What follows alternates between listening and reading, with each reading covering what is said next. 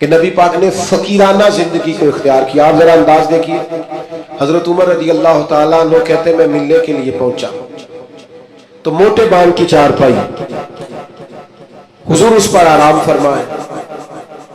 فرماتے ہیں جب میں گیا تو سرکار اٹھ کے بیٹھے، اور جب حضور اٹھے نا تو آپ کی کمر مبارک سے نا ذرا کپڑا ہٹا. جنہوں نے پرانی موٹے بان کی چارپائیاں دیکھی نا، منجدی منجی جنہوں کہی رہے، تو وہ کبھی اٹھتے تھے نا سو کے تو کمر پر نشان چھوڑتی تھی. حضرت عمر رضی اللہ تعالیٰ عنہ اپنے مزاج کے لحاظ سے دلیر آدمی تھے، لیکن جناب فاروق اعظم رضی اللہ تعالیٰ عنہ نے محبوب کو اس حال میں اٹھتے دیکھا تو آنکھوں میں آنسو آ گئے. اور حضرت عمر نے نا ایک فکر بیان کی، ایک ڈائریکشن بیان کی، اپنی سوچ عرض کی حضور کی بارگاہ میں. عرض کی یا رسول اللہ صلی اللہ تعالی علیہ وسلم، ایک کیسر و کسرا اللہ کے دین کے دشمن ہے اور اتنی آرام دہ زندگی گزار. بہت سارے لوگ سوال نہیں کرتے وہ فلاں ملک دیکھو غیر مسلم ہے لیکن آسودہ حال کتنا ہے. محنت ضرور کریں، جدوجہد ضرور کریں. یہ بات کرنے کا مقصد یہ نہیں کہ محنت چھوڑ دی جائے، خوب مشقت کریں. جدوجہد تو انسان کو زندہ رکھتی ہے. اس سے تو پتہ چلتا ہے کہ انسان کے اندر روح موجود ہے. جو بالکل ہلتے جلتے نہیں، حرکت نہیں کرتے، وہ تو مردے ہو جاتے. تو زندگی زندہ دلی کا نام، مردہ دل کیا خاک جیا کرتے. لیکن یہ سوچ کا یہ زاویہ بھی دیکھیے. حضرت عمر نے عرض کی یا رسول اللہ صلی اللہ علیہ وسلم، وہ کیسر و کسرا اللہ کے دین کے دشمن اتنی آسودہ آسان زندگی گزارتے اور آپ محبوب ہو کے. اب یہ ایک زاویہ ہے سوچ کا، لیکن نبی پاک علیہ السلام نے اس زاویے کو نیا راستہ دیا. یعنی سوچ یہ ہے کہ آپ محبوب ہیں اور ظاہری طور پر یہ وقت مشکل ہے، دوسری جانب دشمن ہے، اور یہ گاؤں تک یہ لاؤ لشکر، یہ آسان زندگی. حضور نے سوچ ہی بدل دی. فرمایا عمر کیا تم یہ پسند نہیں کرتے کہ وہ دنیا میں تھوڑی سی آسانی لیں اور آخرت میں رسوا ہو جائے؟ اور فرمایا کیا تم یہ پسند نہیں کرتے ہم دنیا میں تھوڑی سی مشقت اٹھائیں اور آخرت کی ساری عزتیں اللہ ہمیں ہی عطا فرما دے؟ یہ ایک ایسی سوچ تھی کہ جناب عمر کہتے ہیں میرا زاویہ نکاح بدل گیا کہ جنت میں جئیں گے من چاہی زندگی، وہاں اللہ کے انعامات سے بھرپور لطف اندوز ہوں گے، وہاں اللہ تبارک و تعالی اور اس کے محبوب کے قرب میں ان نعمتوں کو محسوس کریں گے. اور حضور نے زاویہ بدل دیا. دیکھیے نا ایک شخص نے آ کے کہا یا رسول اللہ مجھے آپ سے محبت ہے. حضور نے فرمایا سوچ کے کہو. یہ ویسے ہم سے نہیں آج کوئی بھی کہہ سکتا، سوال ہی نہیں پیدا ہوتا. میں عاشق رسول ہوں تو کوئی بندہ کہے سوچ لے اچھی طرح، کہنے تو نے یہ کیسے بات کر، میرے سے بڑا عاشق ملے گا نہیں ڈھونڈنے سے. کہا یا رسول اللہ آپ سے محبت ہے، تو فرمایا سوچ لو. یا رسول اللہ آپ سے محبت ہے، فرمایا پھر سوچ لو. 3 بار حضور نے کہا. اس نے کہا حضور مجھے ہے محبت. تو پھر نبی پاک نے فرمایا فقر کے لیے تیار ہو جا، آزمائش کے لیے تیار ہو جا. یاری تیری سونا پر آزمائشاں تیریاں اگ. یہ سونا پرکھیا جامد ہے پر نہ لگاں دے لگ. آزمائش کی تیاری کرو. یعنی ایسا نہیں ہے کہ مجھ سے محبت کرو گے تو بڑی آسودہ زندگی، ہر وقت آرام دہ وقت گزرے گا. یہ شہادت کا ہے الفت میں قدم رکھنا. لوگ آسان سمجھتے ہیں مسلمان ہونا. یا آپ کا خیال ہے کہ فلاں آدمی دیکھو کتنی موج میں ہے. میں اکثر کہا کرتا ہوں جو بندہ بڑا ہوتا ہے نا اس کے دکھ بھی اتنے بڑے ہوتے ہیں، اس کی آزمائشیں بھی اتنی بڑی ہوتی. قد کاٹ کے حساب سے آزمائش ہوتی ہے لوگوں. یاد رکھنا نبی پاک علیہ السلام نے سوچوں کو نیا زاویہ دیا. فقیرانہ زندگی نہیں، بہت زیادہ مال ہے حضرت عثمان غنی کے پاس، لیکن سارا اللہ کی مخلوق پر بانٹنے کے لیے رکھا ہوا. خود اگر پیبند لگے کپڑوں سے بھی گزارا کرنا پڑتا ہے تو وہ سکھی ہیں، آسان ہے. ایک دن بھی نہیں مانگا حضرت بلال حبشی نے کہ یا رسول اللہ میرا بھی تو مکان ہونا چاہیے. کیوں کہ حضور نے معراج سے واپس آ کے کہا تھا میں نے تمہارے چلنے کی آواز جنت میں بھی سنی. تو جن کے محل بنے ہوئے تھے سوچیں بدلی ہوئی تھی، انہوں نے پھر اپنے زاویہ نگاہ کچھ اور بنایا. بس بات سمیٹنے کی طرف آ رہا ہوں. ایک چوتھی بات، نبی پاک علیہ السلام کے نبی ہونے پر اللہ تعالیٰ کی طرف سے برہان ہونے پر بڑی دلالت کرتی ہے، وہ یہ ہے کہ میرے رسول پاک نہ طبیب روحاں ہیں، حضور دلوں کے طبیب ہیں. یعنی کچھ چیزیں ایسی ہیں جو انسان کے ظاہر کو سنوار دیتی لیکن باطن پیاسا رہ جاتا ہے. آپ نے بہت سارے لوگ دیکھے ہوں گے، یہ انزائٹی بھلا کس گھر میں زیادہ آتی ہے، ڈپریشن اور ٹینشن کس گھر میں زیادہ آتا ہے، جس میں بہت زیادہ سہولیات ہوتی ہیں، بہت زیادہ سرمایہ ہوتا ہے، 2-4 نوکر ہوتے ہیں، وہاں انزائٹی بھی ہوتی ہے. کیوں کہ دکھ ہمیشہ انسان کے ساتھ رہتا ہے. جب رزق کا، صحت کا، بچوں کا سارے دکھ نکل جاتے ہیں، بندے کو سہولت آتی ہے تو اب پریشان تو رہنا. یا لقد خلقنا الانسان فی کبد، اللہ نے انسان کو مشقت میں پیدا کیا، اب انزائٹی آ جاتی ہے، ڈپریشن آتی ہے، ٹینشن آتی ہے. نبی پاک صلی اللہ تعالی علیہ وسلم نا طبیب روحاں ہیں، حضور دلوں کے طبیب ہیں. محبوب کو اللہ نے یہ کمال دیا ہے کہ حضور دل کی دنیا بدل ڈالتے ہیں. یعنی حضور کی بارگاہ عالی مرتبت میں جو آتا نا، باطنی طور پر، روحانی طور پر وہ تبدیل ہو جاتا، اس کی کیفیات بدل جاتی، کفر، شرک، نفاق، ہر چیز سے وہ دور ہو جاتا، حتیٰ کہ ہرس، ہوس، لالچ، یہ ساری بیماریاں اس کی جان چھوڑ جاتی. خدا را میری اس بات پر خاص توجہ کرنا، ہم بھی اگر چاہتے ہیں نا بے چین روحیں چین پائیں تو پھر نا کوئی ایک بات حضور کی لے لے زندگی میں. ایک بات، ایک شخص صدر ہوا بہت بڑے غیر مسلم ملک کا، اس سے لوگوں نے کہا کہ آپ منشور دیں گے. جو پہلی تقریر کرتے ہیں نا وزیر اعظم یا صدر، وہ تقریر دستور ہوتی ہے، منشور ہوتی ہے، میں یہ کروں گا، میں یہ کروں گا. اور ہمارے ہاں تو بہت سارے دعوے بھی کر دیے جاتے ہیں اسی تقریر میں. اس سے کسی نے کہا کہ اتنے ملک کے آپ صدر بنے ہیں تو ملک کیسے چلائیں گے؟ تو اس نے کہا میرے پاس مسلمانوں کے نبی کی ایک حدیث ہے صلی اللہ تعالی علیہ وسلم، میرا وہی دستور ہے، وہی منشور ہے. کہا وہ کیا؟ تو بڑی عام روایت ہم سب کو آتی ہے، نبی پاک علیہ السلام نے فرمایا مومن وہ ہے جو اپنے لیے پسند کرے وہی اپنے بھائی کے لیے بھی پسند کرے. وہ کہنے لگا بس میں نے طے کر لیا ہے، جو میرے اور میرے بچوں کے لیے اچھا ہوگا سارے ملک کے لیے وہی کریں گے. اسی میں ہم اپنا سارا دستور اور منشور رکھتے ہیں.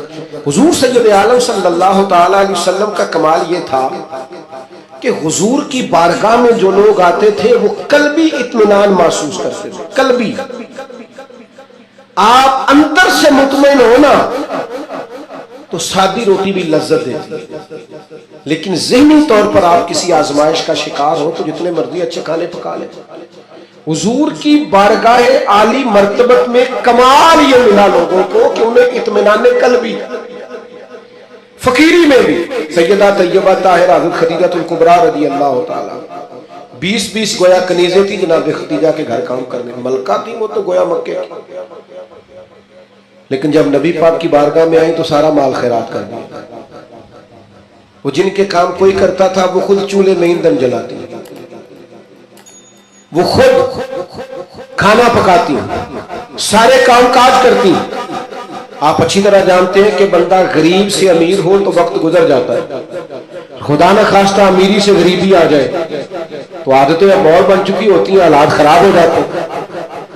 جناب خدیجہ رضی اللہ تعالی عنہ اس قدر زیادہ مطمئن تھی اپنی وہ زندگی پر کہ محبوب کے لیے کھانا پکا کر وہ باورچی خانے سے نکلی اور لا کر حضور کی بارگاہ میں پیش کیا.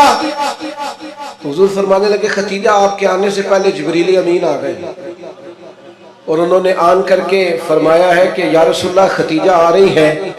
خدیجہ کا رب کہتا ہے میرا خدیجہ کو سلام کہہ دیجیے. وہ راحت، وہ اطمینان، وہ قرار، وہ سکون. حضرت مصعب ابن عمیر رضی اللہ تعالیٰ عنہ بڑی امیر ماں کے بیٹے تھے.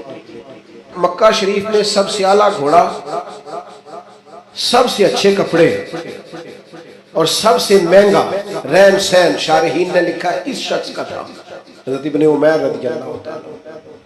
لیکن مشکات میں حدیث ہے، حضرت مولا علی شیر خدا حدیث کے راوی ہیں، فرماتے ہیں ایک دن حضرت مصعب ابن عمیر رضی اللہ تعالیٰ عنہ مسجد نبوی میں آئے تو ان کی حالت یہ تھی کہ ٹاٹ کا لباس پہنا ہوا، کلمہ پڑا ہے، مسلمان ہوئے ہیں، حالات کا سامنا ہے، وقت میں اور طرح کا رخ اختیار کر لیا ہے، اور ایک پیر میں گویا جوتا دوسرے میں نہیں ہے، کوئی کام کیا چلے گئے۔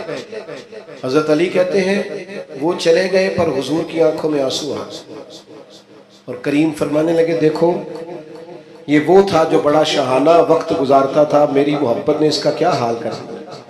لیکن حضرت مصعب ابن عمیر سے جب بھی کسی نے پوچھا حال کیا ہے تو انہوں نے کہا جو اطمینان اللہ نے آپ عطا فرمایا، جو سکون، وہ قرار، چونکہ مقصد حیات ہاتھ آ گیا نا، معرفت الہی مل گئی، ہم نے نبی پاک علیہ السلام کی صورت میں اللہ کی وہ دلیل دیکھ لی ہے نا، زندگی کسی کام لگ گئی ہے، ہمیں اپنا اٹھنا بیٹھنا کام کرنا نتیجہ خیز محسوس ہونے لگا، کچھ زندگی کو کوئی کام مل گیا، میری خانہ بدوشی کو گھر نصیب ہو گیا، مجھے کوئی رستہ میسر آ گیا، تو لہذا اطمینان قلبی، چین، سکون، یہ بہرحال اسی رستے میں موجود ہے جو رستہ رسول پاک نے عطا فرمایا۔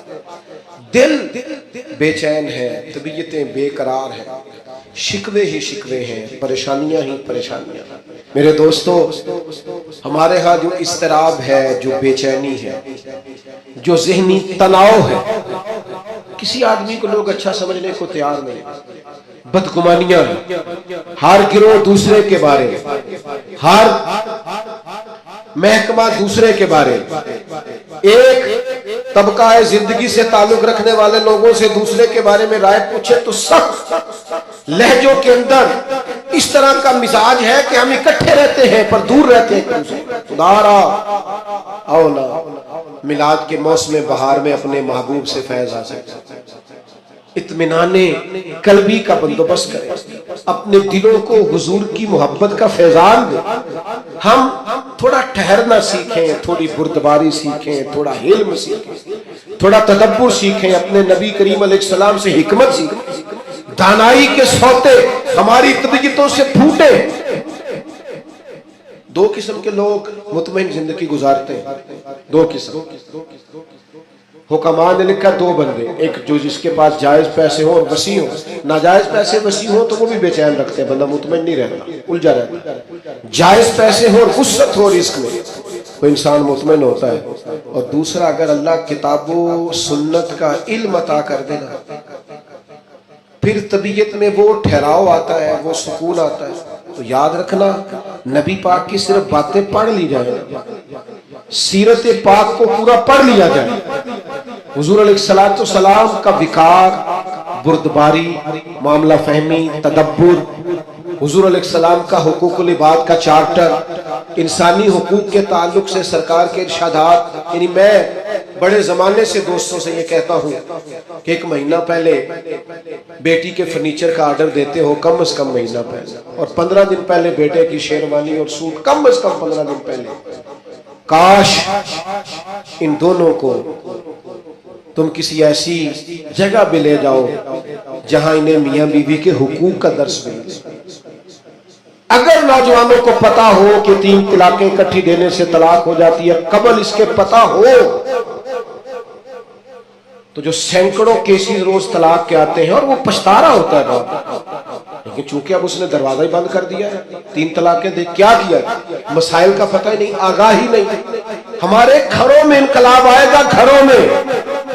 ایک حدیث ہے نا سرکار کی، ایک کہ نبی پاک علیہ السلام نے فرمایا کسی باپ کا اپنے بیٹے کے لیے، بیٹی کے لیے سب سے بہترین تحفہ یہ ہے اسے اچھا ادب سکھا دیں۔ لو آپ یہ کام کر کے دیکھیں، کل کو اسی بیٹے کی بیوی کتنے سکون سے وقت گزارے گی، اگر اس کے آداب زندگی ٹھیک ہوئے تو اس کے بچے کتنے اطمینان سے وقت گزارے گے، اس کے دوست کہیں گے یار کیا آدمی ہے، اس کے ساتھ بیٹھے تو زندگی خوبصورت ہو جائے۔ ہم نے کیا کیا ہے؟ ہم نے اپنے بے چین دل کو چین نہیں دیا، حضور کی بارگاہ سے فیض یاب نہیں کیا۔ بے حکمت اور بے ترتیب زندگی، الجھے خیالات، ٹوٹتی بکھرتی سوچیں، وسوسوں کے غلبے ہم نے اپنے اوپر اوڑھ لیے ہیں۔ میلاد النبی کے اس موسم بہار میں واپس لوٹیے اور دروازہ رسول کی طرف رجوع کیجئے۔ قیامت تک کے لیے اب نبوت کا دروازہ بند ہے، قیامت تک کے لیے جسے بھی اطمینان اور سکون ملے گا صرف گنبد خضرا والے محبوب کی بارگاہ سے. لیکن ہمیں اب نعروں کی دنیا سے، اب ہمیں جذباتی گفتگو کی دنیا سے باہر آ کر حقیقت پسندی کا مزاج اختیار کرنا ہوگا.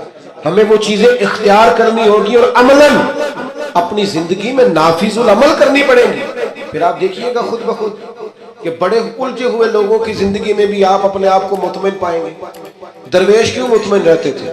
خواجہ معین الدین اجمیری رحمۃ اللہ علیہ جب بہت حملے ہونے لگے ہندوؤں کی طرف سے تو آپ کے حالات میں لکھا ایک شخص نے آپ کو کہا بے چین نہیں ہوتے، اسی طرح خیمے میں اکیلے سو جاتے ہیں حالانکہ حالات اتنے خراب ہیں.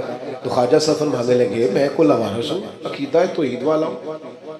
حالات خراب ہو گئے تو کیا ہوا، بچ گیا تو تبلیغ کروں گا، دنیا سے چلا گیا تو شہادت کی زندگی نصیب ہو جائے گی. ہر طرح سے خیر ہی خیر ہے، دونوں جانب سے کرم ہی کرم ہے. تو مومن کی یہ شان ہوتی ہے کہ وہ تو مطمئن ہوتا ہے، اس کو تو اللہ تبارک و تعالی سکون عطا کرتا ہے. لیکن ہمارا الجھاؤ اب خطرناک ہو گیا. تو چار باتیں میں نے آپ کی خدمت میں عرض کی. ایک تو حکمت، حضور امی ہے، پردانائی، تدبر، معاملہ فہم. اور دوسری بات رسول اللہ صلی اللہ علیہ وسلم نے ہمیں عظمت کردار سکھائی. اپنی زندگی کے چاروں جانب اصولوں کی دیوار کھڑی کریں، اپنے اصولوں کی روشنی میں آپ جیئیں. کوئی آ رہا ہے کچھ جا رہا ہے یہ کام چلتا رہے، لیکن آپ کو اپنے اصول توڑنے نہیں ہے. وہ قائد اعظم ملنے آئے نا حضرت امیر ملت سے، دیر سے آئے رات کو، دیر سے. حضرت امیر ملت نے لانگری کو بلایا، کہا کھانا تازہ پکاؤ. تو کہنے لگے مجھے سالوں بیت گئے میں نے رات کو کبھی کھانا نہیں کھایا. تو حضرت امیر ملت کہنے لگے مجھے آدھی صدی ہونے کو ہے میں نے بغیر کھانا کھلائے مہمان سونے کبھی نہیں دیا. آپ کے اصول ہیں تو ہمارے بھی اصول ہیں.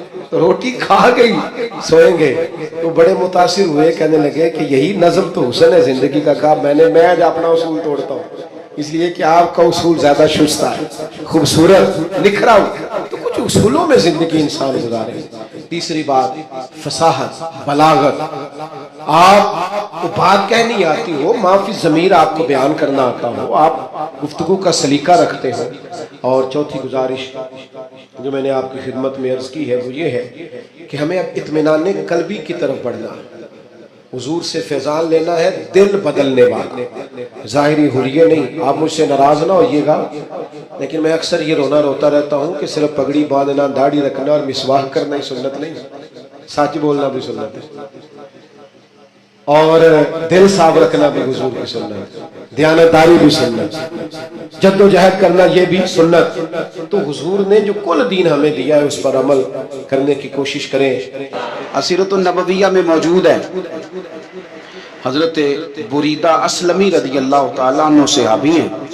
وہ فرماتے ہیں کہ جب ابو جہل نے اعلان کیا نا کہ جو معاذ اللہ ثم معاذ اللہ نقل کفر نہ باشد، حضور ہجرت کر کے مکہ مکرمہ سے مدینہ طیبہ جا رہے، تو جو سید عالم صلی اللہ علیہ وسلم کو گرفتار کرے گا اسے 100 سرخ اونٹ دیے جائیں. آج ہمارے زمانے میں سائبر نسل کی گائے بھینس بڑی مہنگی ہے، تو 100 گائیں وہاں سے لے آئیں تو کتنے کروڑ بنا. عرب میں سرخ اونٹ بڑا مہنگا تھا اور 100 ملے گا تو بڑے بڑے لوگوں کے لیے بڑا اچھا موقع مل گیا امیر بننے کا. تو بڑے لوگ بھاگے. بریدہ کہتے ہیں میں اکیلا نہیں، 70 بندے میں نے ساتھ لیے، چونکہ نام ہی بہت تگڑا تھا. 70 بندے ساتھ لے کے میں گیا حضور کو گرفتار کرنے.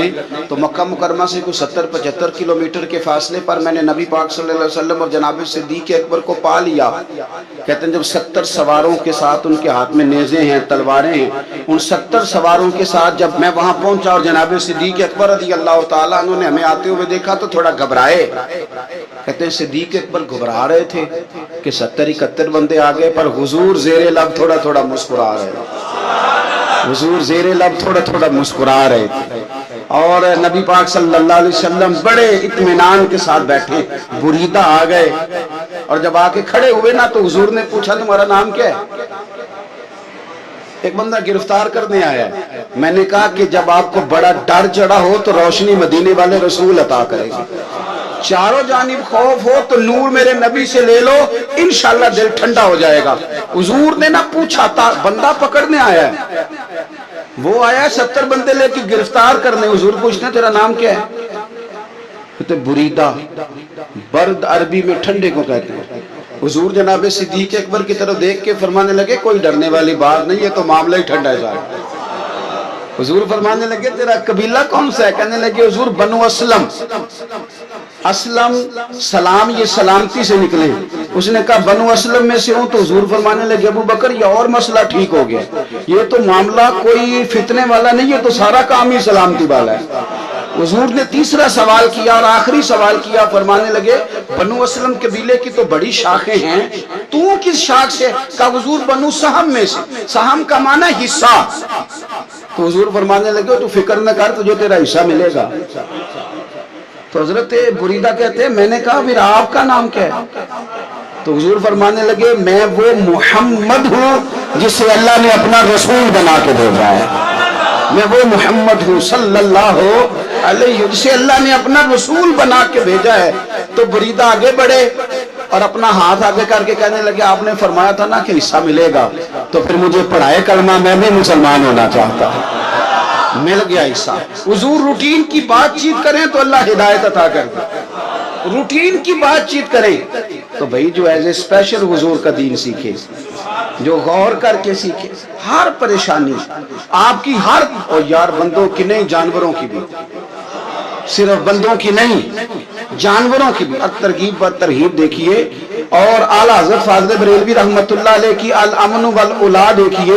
नबी पाक सल्लल्लाहु अलैहि वसल्लम के सहाबी हजरत तमीम दारी रज़ी अल्लाह तआला अन्हु फरमाते मैं हुजूर के साथ था, एक जगह खड़े थे, हम बहुत सारे सहाबा थे, एक ऊंट दौड़ा दौड़ा आया।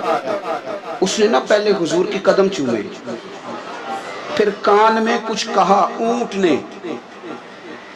तो हुजूर फरमाने लगे तू फिक्र न कर, अगर तू सच्चा है तो तेरी मदद होगी, और अगर तू झूठा है तो तुझे तेरे झूठ की सजा मिले।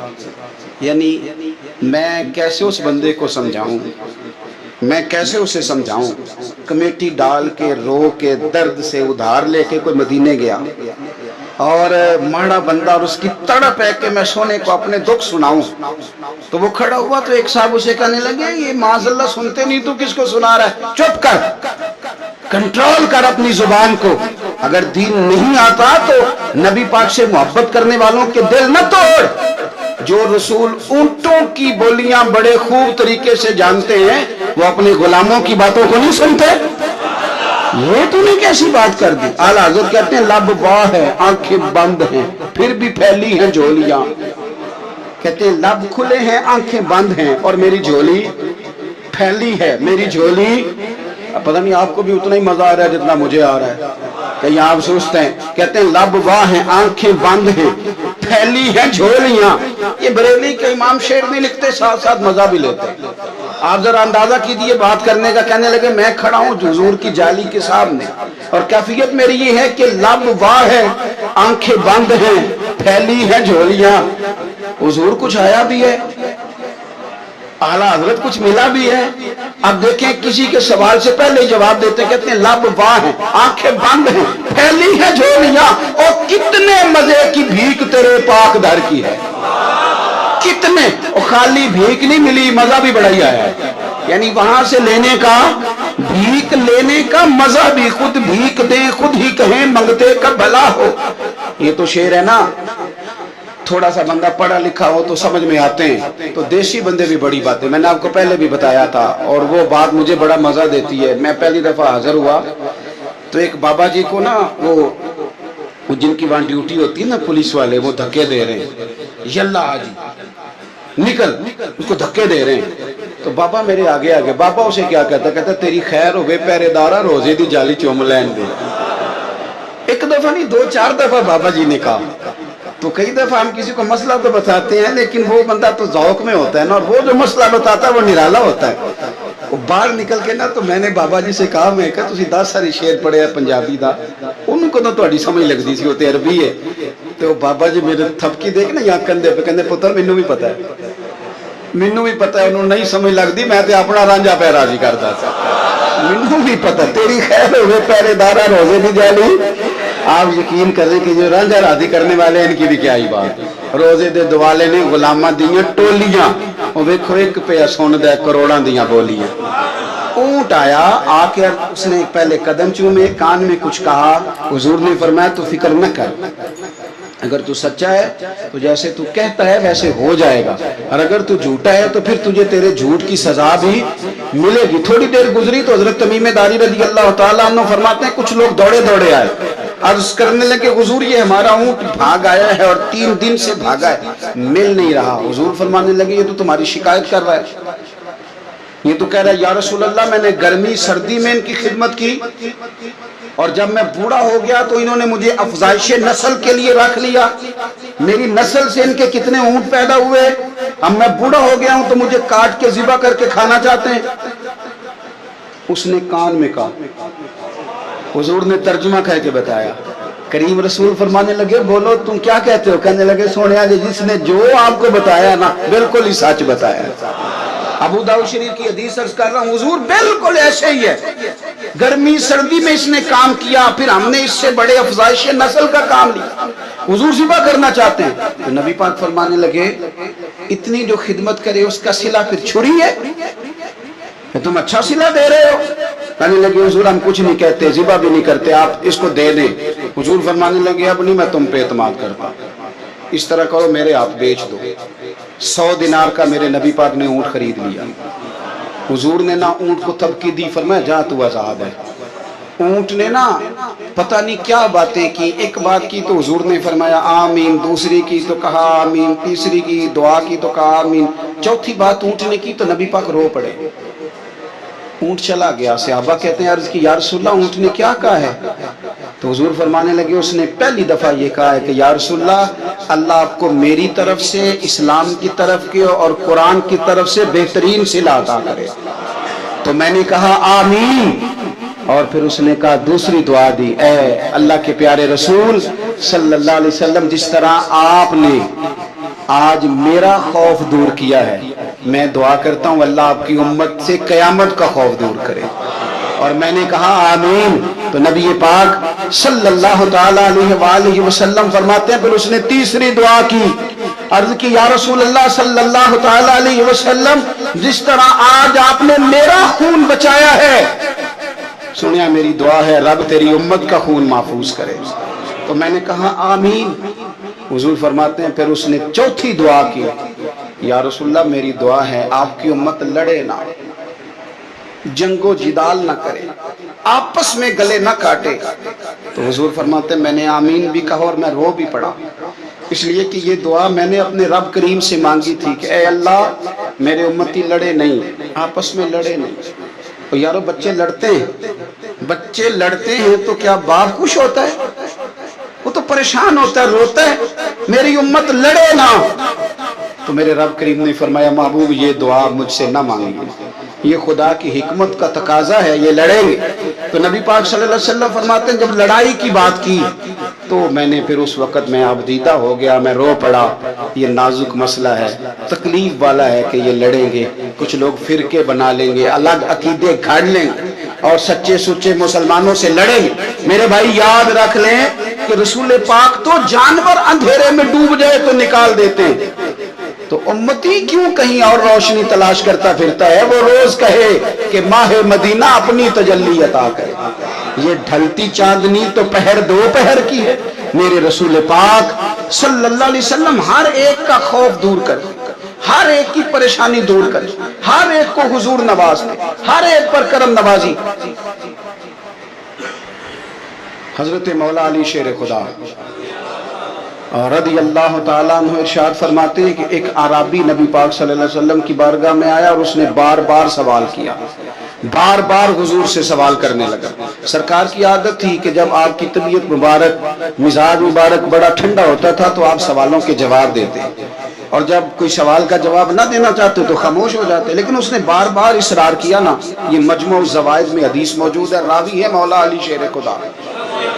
دیکھیں حضور کا نور دینے کا شوق کتنا ہے۔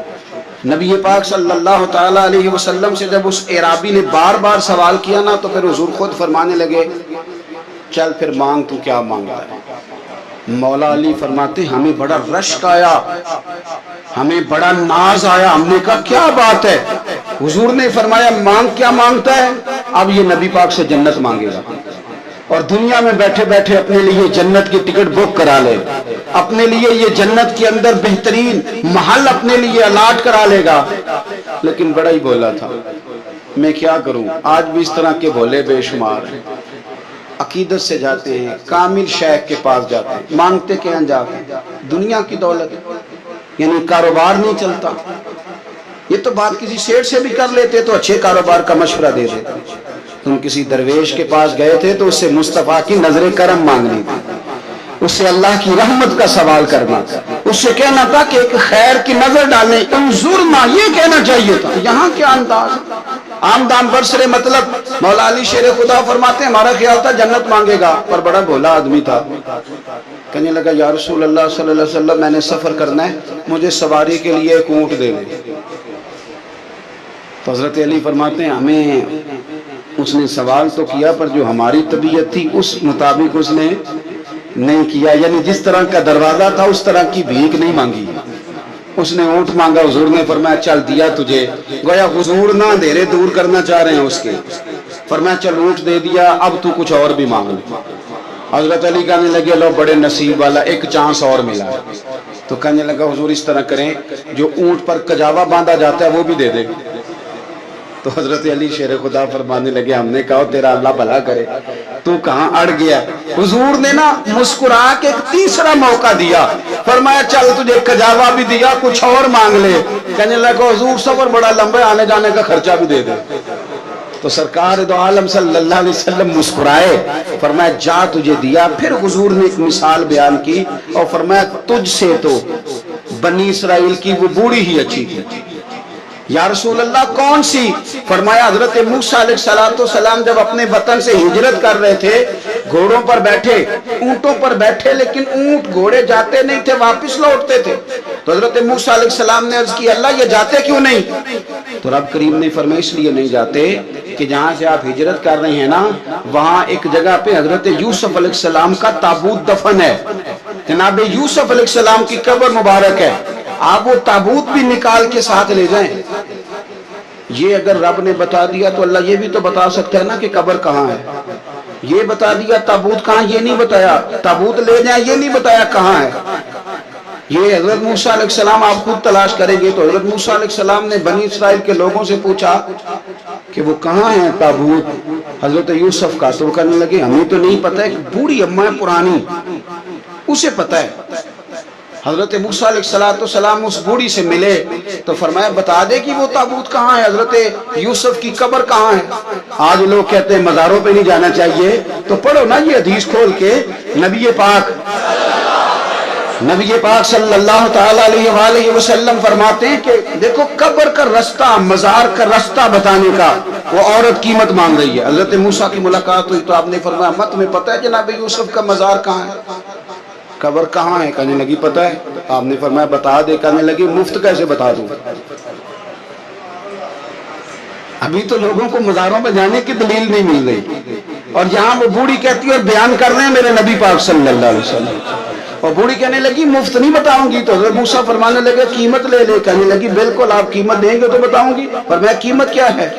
کہنے لگی قیمت یہ ہے کہ جنت میں مجھے بھی اس محلے میں مکان چاہیے جس میں حضرت موسیٰ علیہ السلام کا مکان ہو. اس محلے میں مجھے بھی مکان چاہیے, اسی درجے میں آپ کے ساتھ. تو حضرت موسیٰ فرمانے لگے اماں چل تو جنت کا مکان مانگ, تو نے تو بہت بڑی سوسائٹی میں پلاٹ مانگ لیا ہے, وہ تو بڑا اونچا معاملہ ہے, وہاں تو انبیاء اور رسول ہوں گے, تو دور پہنچ گئی ہے, جنت مل جائے گی پر موسیٰ کا ساتھ. تو کہنے لگی جاؤ پھر میں بھی نہیں ایڈریس بتاتی, پتا تو میرے پاس ہی ہے نا, اور کسی کو ہے پتا. تو حضور فرمانے لگے تجھ سے تو وہ بوڑھی اچھی تھی. جب وہ بی بی اڑ گئی کہنے لگی نہیں بتاتی. تو حضرت موسیٰ علیہ السلام عرض کرنے لگے مالک آپ کیا کرنا ہے؟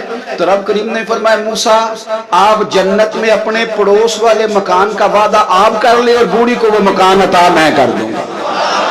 آپ وہ مکان کا وعدہ کر لیں, دے دیں گے. حضرت موسیٰ نے وعدہ کیا, پھر بی بی نے پتہ بتایا حضرت یوسف کے مزار کا, اور پھر وہاں سے حضرت یوسف کا تابوت نکال کے لے گئے. حضور فرمانے لگے بولے تو نے کیا مانگا؟ اونٹ, کجاوا, خرچہ. اور کاش میں نے تجھے کہا تھا تو نے کچھ مانگا ہوتا. میرے رسول پاک اپنی امت کی توجہ دلاتے ہیں.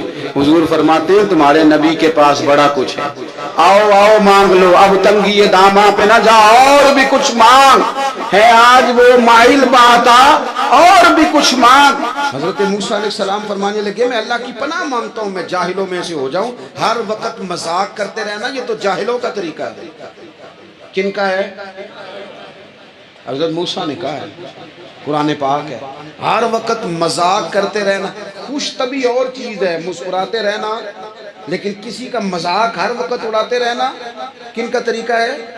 جاہلوں کا۔ جب کہا نہیں ذبح کرنی ہے تو اب ذرا دیکھیے کرنا نہیں نہ چاہ رہے، قالوا ادع لنا ربک یبین لنا ما ہی، کہنے لگے اے موسیٰ پھر آپ نہ رب سے دعا کریں کہ وہ ذرا کھول کے بتائے وہ گائیں کس طرح کی ہو، ارادہ نہیں نہ ذبح کرنے، آپ دعا کریں۔ قال انہ یقول انہا بقرۃ لا فارض ولا بکر، فرمایا کہ رب کہتا ہے وہ گائے نہ بوڑھی ہو نہ زیادہ بچیا ہو، عوان بین ذالک، ان کے درمیان ہو یعنی جوان گائے ہو، فافعلوا ما تؤمرون، کرو جس کا تمہیں حکم دیا جا رہا ہے۔ قالوا ادع لنا ربک یبین لنا ما لونھا، لو اگلی بات سن لو، کہنے لگے آپ دعا کریں رب سے کہ وہ کھول کے بتائے اس کا رنگ کس طرح کا ہوگا، رنگ بتائیں کس طرح کا ہوگا۔ قال انہ یقول انہا بقرۃ صفراء، فرمایا رب فرماتا ہے کہ صفراء رنگ کی ہو یعنی گہرے زرد رنگ کی ہو، کہ رب فرماتا ہے اس طرح کی گائے ذبح کرو، فاقع لونھا تسر الناظرین، اور جب کوئی اسے دیکھے تو اسے اچھا بھی لگے، آنکھوں کو اچھی لگے وہ گائے، اس طرح کی گائیں ذبح کرو۔ لو اتنی باتیں بتا دی۔ قالوا ادع لنا ربک یبین لنا ما ہی، کہنے لگے نہیں آپ پھر دعا کریں اللہ ذرا کھول کے بتائے گائیں کس طرح کی ہو۔ ان البقرہ تشابہ علینا، ہمیں ذرا گائیں پر شبہ پڑ گیا ہے کس طرح کی ذبح کرنی چاہیے۔ وَإِنَّا انشاءاللہ لمہتدون، اگر اللہ نے چاہا تو ضرور ہم ہدایت پا جائیں گے۔ پھر اللہ تعالیٰ نے فرمایا کہ قال انہ یقول انہا بقرۃ لا ذلول تثیر الارض، گائیں اس طرح کی ہو کہ وہ کبھی کھیتی میں نہ چلائی گئی ہو، یعنی اس کو کبھی کام نہ اس سے لیا گیا ہو، بیل کو لوگ لگاتے تھے نا، جو کام آج ٹریکٹر سے لیا جاتا ہے وہ گائے بیل سے لیا جاتا تھا، تو وہ کھیتی باڑی کے کام نہ اس کو لگایا گیا ہو، ولا تسقی الحرث، اور نہ اس سے پانی نکالا گیا ہو، نہ کھیت چلانے ہل چلانے میں لگائی گئی ہو، اور وہ جو کنواں ہوتا تھا جس کے گرد گائیں گھومتی تھی، تو کہا وہ بھی کام اس نے نہ کیا ہو گائے نے، مسلمۃ لا شیۃ فیہا، وہ ہر عیب سے پاک ہونی چاہیے۔ قالوا الآن جئت بالحق، اب کہنے لگے اب آپ صحیح بات لے کے آئے، اب سوال ختم ہو گئے نا، کہنے لگے اب آپ بات فذبحوہا، انہوں نے ذبح کر دی، وما کادوا یفعلون، پر ایسا کرتے نظر آتے ہیں، لگتا نہیں تھا کریں گے ذبح پر ذبح۔ اچھا یہ گائیں پھر ملی کیسے؟ امام خازن کہتے ہیں کہ ایک نیک آدمی تھا، اس کا آخری وقت آ گیا تو اس کے پاس جو کل جمع پونجی تھی وہ ایک بچیا تھی، گائیں کی بچی، بچیا بیڑی، اس کے پاس وہ ایک بچیا تھی صرف، تو اس نے اس طرح کیا کہ اس کی گردن پر ایک مہر لگائی، اللہ کے نام پر بطور امانت اس نے اس کو جنگل میں چھوڑا، کہا یا اللہ میرا بیٹا ایک ہی ہے وہ بھی چھوٹا ہے، اس کی حفاظت کرنا اور میرے بیٹے کو پہنچا دینا۔ بچہ بالغ ہو گیا، اس کی ماں نے کہا بیٹا جو امانتیں رب کے پاس رکھوائی جائیں نا ان میں خیانتیں نہیں ہوا کرتی، جا جا کے جنگل میں آواز دے تیری گائے واپس آ جائے گی۔ اس نے جا کے جنگل میں آواز دی کہ وہ جو میرے باپ نے امانت رکھوائی تھی وہ کدھر ہے؟ وہ نشان لگی ہوئی گائیں دوڑتی ہوئی اس کے پاس آئی۔ واللہ خیر الرازقین، جب رب بندوبست کرے، جب اللہ بندوبست کرے تو پھر معاملہ اور ہوتا ہے۔ وہ گائے آ گئی، اب اس نے کیا کیا اس نوجوان نے کہ وہ گائے گھر لایا، ماں سے آ کے کہا کہ اماں یہ تو اللہ نے فضل کر دیا۔ ماں کہنے لگی پتر حالات ہمارے خراب ہیں، منڈی میں لے جا اسے بیچ دے، لیکن سودا میری مرضی کے بغیر طے نہ کرنا۔ کس کی مرضی کے بغیر؟ کس کی؟ اماں کی مرضی۔ اور سنو یار، تھے کچھ لوگ جن کو لوگوں نے تانے بھی دیے کہ تم ماں کے پیچھے لگ گیا ہے، لوگوں نے بڑا کچھ کہا، پر جو ماں کی مرضی پہ لگیں ناکام نہیں ہوتے زندگی میں۔ یہ دیکھو ماں کی مرضی پہ لگا، اس کی قیمت کتنی تھی گائے کی؟ بڑی مہنگی تھی پر 3 دینار کی تھی، منڈی میں لے گیا 3 دینار اس کی قیمت لگ گئی، تو ماں نے کہا تھا میری مرضی کے بغیر سودا نہ کرنا۔ اب بچے تو نہیں نہ مانتے، اماں کو کیا پتا بار بزنس کیا ہے، لین دین کیا ہے، پر ماں نے کہا تھا میری مرضی، بندہ دے رہا ہے اسے 3 دینار، اس نے کہا جی میں نے طے تب کرنا ہے، ڈن تب کرنا ہے، پہلے اماں سے پوچھنا ہے۔ گھر جا کے اماں سے پوچھا، اماں کہنے لگی دے دے۔ واپس آیا تو اس نے کہا کہ میں 6 دینار دیتا ہوں پر میری شرط ہے، ماں سے نہیں پوچھنا۔ اس نے کہا تو 12 بھی دے، ڈن تب بھی ہونا ہے جب اماں نے کہنا ہے۔ وہ جب اس طرح کی اس نے گفتگو کی، واپس اپنی والدہ کے پاس گئے، کہنے لگے اماں سمجھ نہیں آتی، 3 دینار کی گائیں بندہ 12 میں خریدنے کو تیار ہے، شرط لگاتا ہے کہ اماں سے نہیں پوچھنا۔ تو والدہ کہنے لگی پتر پہلے اس سے جا کے پوچھ کیا وہ ہے کون، یہ کوئی روحانی معاملہ ہے، کوئی غیبی مدد ہے، پوچھ۔ اس سے جا کے پوچھا تو وہ کہنے لگا میں تو فرشتہ ہوں اللہ کا، تو نے گائیں بیچنی نہیں، اس لیے کہ تیرا باپ بھی نیک ہے، تیری ماں بھی نیک ہے، رب تیرے رزق میں برکت پیدا فرمانا چاہتا ہے۔ ماں باپ نیک ہونا رزق میں برکت ہو جاتی ہے، ماں باپ نیک ہوں، ان کی صالحیت کا اثر پہنچتا ہے بچوں تک، رزق حلال کما کے لانے والے ہوں تو گھر میں برکت ہوتی ہے۔ جا کے کہا کہ تیرے ماں باپ نیک تھے، اسے نہ بیچنا گائے کو، تو کیا کریں؟ کہنے لگے بنی اسرائیل والے سوال کر کے خود مشکل میں آ گئے۔ اب وہ ایسی گائے جو جوان بھی ہو، یہاں تو ہر غریب آدمی اپنی گائیں یہاں لگا دیتا ہے، کھیتی باڑی میں یہاں لگا دیتا ہے، کنویں میں پانی نکالنے میں، تو یہاں تو ہر ایک کی گائیں، تو ایسی گائیں جس کا رنگ بھی اتنا پیارا ہو، زیادہ بوڑھی زیادہ بچی بھی نہ ہو، اور ابھی تک کھیت میں بھی نہ لگی ہو، وہ سوائے تیرے کہیں نہیں ہے۔ اس نے کہا چل پھر مہربانی کر بتا میں کتنے کو دوں گائیں، اگر وہ آ جائیں تو کتنے کو بیچنی ہے؟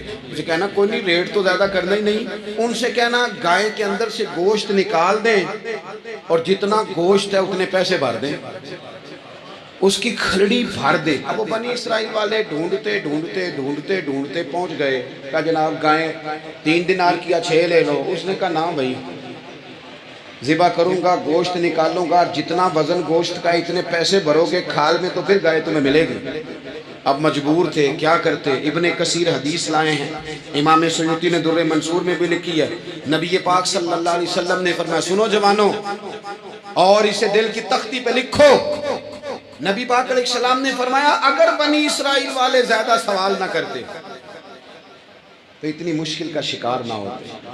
انہوں نے سوال اتنے کیے کہ چارہ نہیں ہے اب ان کے لیے، چارہ نہیں ہے اب ان کے لیے کہ یہ ادھر ادھر جا سکے، مجبوری بن گئی، یہی گائے خریدنی ہے، یہی لے جانی ہے۔ اب اتنا سارا مال جمع کر کے وہ گائے خریدی، ذبح کی، تو مقتول کو جب اس کا ایک حصہ مارا تو اس نے اٹھ کے کہہ دیا یہ جو مدعی بنا ہوا ہے نا، یہی تو میرا قاتل ہے، یہی تو میرا قاتل ہے، یہی تو ہے، اس نے یہ سارا کام کیا۔ تو زیادہ سوالات کرنا، بہت زیادہ سوالات کرنا، ہر وقت بحث میں رہنا، نبی پاک صلی اللہ تعالیٰ علیہ وسلم نے منع فرمایا، اور میرے رسول پاک علیہ السلام نے فرمایا یاد رکھو 3 چیزوں سے ہمیشہ بچو، بخاری مسلم میں موجود ہے۔ ایک تو فرمایا کثرت کیلو کال سے بچو، زیادہ بحث نہ کرو، اور دوسرا حضور علیہ السلام نے فرمایا مال کو ضائع کرنے سے بچو، اور تیسرا فرمایا زیادہ سوال نہ کیا کرو، زیادہ سوال نہ کیا کرو۔ ایک مقام پہ نبی پاک علیہ السلام نے فرمایا حج فرض ہے۔ ایک صاحب نے اٹھ کے پوچھا حضور ہر سال؟ حضور خاموش ہو گئے۔ پھر پوچھا حضور ہر سال؟ سرکار خاموش ہو گئے۔ تیسری بار پھر پوچھا حضور ہر سال؟ نبی پاک علیہ السلام نے فرمایا زیادہ سوال نہ کیا کرو، میرے منہ سے نکل جاتا نا ہر سال فرض ہے تو رب نے ہر سال فرض کر دینا تھا، تمہارے لیے مشکل ہو۔ اور فرمایا جس چیز کے لیے میں تمہیں حکم دوں وہ کر دیا کرو، اور جس چیز میں تمہیں آزاد کر دوں اس میں آزاد ہو جایا کرو، زیادہ باروتیوں میں نہ جایا کرو۔ جن لوگوں نے بھی باریک بن کے چیزیں ڈسکس کرنی چاہی نا، الجھ گئے، تنگ آ گئے، اور جو کسی ایک دروازے کے فقیر تھے، ایک دروازے کے فقیر تھے، ایک دروازے کے فقیر تھے، کسی ایک راہ سے خیرات لیتے تھے، زیادہ الجھاؤ نہیں پیدا کیا انہوں نے۔ میں کہہ چکا ہوں علم حاصل کرنے کے لیے سوال ضرور کریں، لیکن بحث کے لیے اور الجھاؤ پیدا کرنے کے لیے، نئی سے نئی راہ تلاش کرنے کے لیے، یہ بات درست نہیں ہے۔ مصطفیٰ کی محبت بڑی چیز ہے، ذکر شرور کی برکت بڑی چیز ہے، مصطفیٰ کی محبت بڑی چیز ہے، ذکر شرور کی برکت بڑی چیز ہے، ان کی یادوں کی دولت نہ کیوں ہو عزیز، ان کی یادوں کی دولت نہ کیوں ہو عزیز، ان کی یادوں کی دولت بڑی چیز ہے، گرچہ آسیاں کی کوئی نہیں حد مگر آسیوں ان کی رحمت بڑی چیز ہے، آرزوئے مدینہ نہ کیوں میں کروں، آرزوئے مدینہ نہ کیوں میں کروں، دوستو یہ سعادت بڑی چیز ہے، بے قراری مٹی دل کو چین آ گیا، سب سے گنبد کی برکت بڑی چیز ہے، آستان نبی کے ہے جو بھی فقیر، ان فقیروں کی صحبت بڑی چیز ہے، سب کا سینہ مدینہ بناتے ہیں یہ، اللہ والوں کی نسبت بڑی چیز ہے، کم نہیں ہے عبادت سے دید آپ کی، ان کے رخ کی زیارت بڑی چیز ہے، ہو گئے دونوں عالم میں ہم بامراد، ہو گئے دونوں عالم میں ہم بامراد، کملی والے کی مدحت بڑی چیز ہے، نعت سرکار سنتے سناتے ہیں جو، ان غلاموں کی قسمت بڑی چیز ہے، رب کی رحمت بھی صدقے میں ان کے ملی، رب کی رحمت بھی صدقے میں ان کے ملی، یہ نبی کی عنایت بڑی چیز ہے، مصطفیٰ پر نیازی پڑھو تم درود، بایقین یہ عبادت بڑی چیز ہے، مصطفیٰ کی محبت بڑی چیز ہے، ذکر شرر کی برکت بڑی چیز عزیز دوستو، ہے، انسان سب سے زیادہ پریشان وہ ہوتا ہے جسے مقصد حیات نہیں ملتا، جسے پتہ ہی نہیں ہوتا میں کیوں آیا ہوں، کس لیے آیا ہوں، کس کا بھیجا ہوا آیا ہوں، وہ سب سے زیادہ آزمائش میں ہوتا ہے، اور جن کو معرفت الہی نصیب ہو جاتی ہے اپنے مالک کا پتہ جاننے لگتے ہیں، محسوس کرتے ہیں کہ مجھے کسی مقصد کے لیے بھیجا گیا ہے، وہ آسودہ زندگی گزارتے ہیں، قلبی اطمینان اور انشراح صدر اللہ انہیں عطا کرتا ہے۔ اللہ تبارک و تعالیٰ نے جب اپنے بندوں کی آزمائش کو دیکھا کہ وہ ڈھونڈتے پھرتے ہیں کہ ہم کیوں آئے، کس لیے آئے، کیوں بھیجے گئے، اللہ تعالیٰ نے انبیاء کرام علیہ السلام کا سلسلہ شروع فرمایا، اور پھر اس سلسلے کو بام عروج دیا اور اپنے پیارے حبیب علیہ السلام کو دنیا میں مبعوث فرمایا، اور فرمایا یا ایھا الناس قد جاءکم برہان من ربکم، اے لوگو یہ جو میرے نبی پاک علیہ السلام تمہارے پاس آئے ہیں تو یہ رب کی دلیل بن کر آئے، یعنی حضور سید عالم صلی اللہ تعالی علیہ وسلم کا وجود اطہر، کردار مبارک، آپ کا تبلیغ و ارشاد، آپ کا دعوت دین، یہ سب اس بات کی دلیل ہے کہ نبی پاک علیہ السلام اللہ کے سچے رسول بن کر دنیا میں تشریف لائے۔ ہم جب دنیا کے اندر نکلتے ہیں تو ہم دیکھتے ہیں کہ بڑے بڑے سمجھدار لوگ ہیں لیکن گمراہی کی زندگی گزار رہے ہیں۔ وحی الہی کے بغیر انسان جو بھی وقت گزارتا ہے، اللہ تبارک و تعالیٰ کے انبیاء پر جو وحی ہوتی ہے ان کی تعلیمات کے بغیر جو بھی وقت گزارا جاتا ہے وہ کبھی راہ حق پر نہیں گزرتا۔ اللہ نے احسان فرمایا اور فرمایا میں نے اپنی دلیل بھیجی ہے، تمہیں اپنے محبوب عطا فرمائے۔ نبی پاک علیہ السلام کا ظاہری وجود بھی سارا اس بات کی دلیل ہے کہ حضور اللہ کے رسول ہے۔ حضرت عبداللہ ابن رواحہ رضی اللہ تعالیٰ عنہ اس مضمون کو اس طرح بیان فرماتے ہیں، آپ ارشاد فرماتے ہیں کہ حضور کوئی معجزہ بھی نہ دکھاتے، نہ ڈوبے ہوئے سورج کو اثر پر بلاتے، نہ چاند کے 2 ٹکڑے کرتے، نہ درخت سجدہ کرتے، نہ پتھر کلمہ پڑھتے، کوئی معجزہ بھی سرکار نہ دکھاتے، تو فرماتے ہیں حضور کا چہرہ مبارک ہی ایسا تھا، لوگوں نے دیکھتے جانا تھا اور کلمہ پڑھتے جانا تھا۔ اللہ تعالیٰ نے حضور کے وجود نور کو اس طرح کا بنایا۔ پھر حضور علیہ السلام کو کچھ خاصیات جو محبوب پاک علیہ السلام کے فضائل، شمائل اور خصائل کو بیان کرتی ہیں، وہ بدرجہ اتم اللہ تعالیٰ نے محبوب کو عطا فرمائی۔ مثلا ایک حضور کی شان یہ ہے کہ نبی پاک امی ہے۔ امی کا معنی یہ ہے کہ حضور نے دنیا میں کسی استاد سے آ کے پڑھا نہیں۔ حضور سید عالم علیہ السلام کسی مکتب میں نہیں گئے۔ آپ کبھی ان لوگوں سے ملاقات کریں جو دنیا میں جنہوں نے پڑھا لکھا نہیں، وہ بڑے سیانے بھی ہو نا کبھی اور بڑے معاملہ فہم بھی ہو، تو پھر بھی اپنے جملوں اور اپنے لفظوں پر اس طرح کنٹرول نہیں کر پاتے جو ایک پڑھا لکھا آدمی کر سکتا ہے۔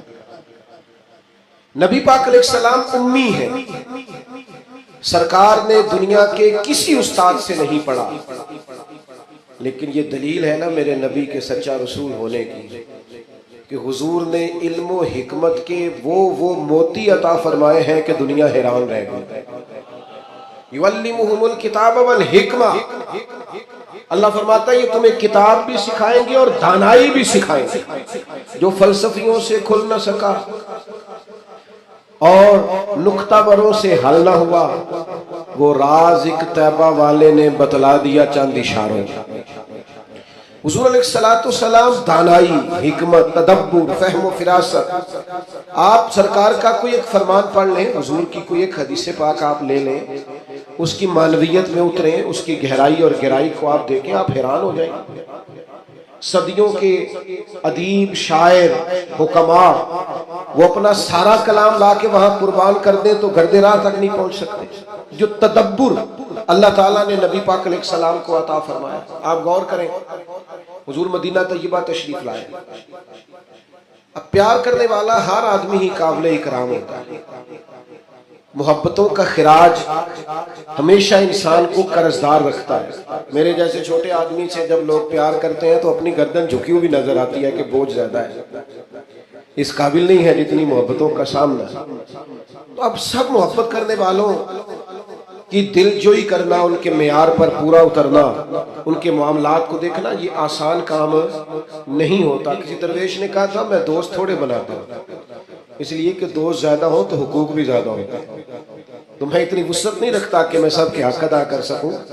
نبی پاک علیہ السلام مدینہ طیبہ تشریف لائے تو ہر آدمی کی خواہش ہے حضور میرے گھر آئے، حضور میرے گھر آئے، اور جو بھی وہاں عرض گزار ہے اور پیغام دے رہا ہے سب کے سینے بھی کھلے ہوئے ہیں، دل بھی کھلے ہوئے ہیں، آنکھیں پلکیں فرش راہ کیے ہوئے، ہر آدمی منتظر ہے کہ محبوب میرے گھر میں ہے۔ بڑا امتحان ہے، کس طرح کر کے سب کی چاہتوں کا جواب دیا جائے۔ تو یہ ذرا دیکھیے اس امی لاقبی محبوب کی حکمت اور دانائی۔ محبوب فرمانے لگے بھی میری جو اونٹنی ہے نا یہ معمور من اللہ ہے، میں گویا خود نہیں فیصلہ کرتا میں نے کہاں جانا ہے، جہاں اونٹنی بیٹھ جائے گی میں مہمان بن جاؤں گا۔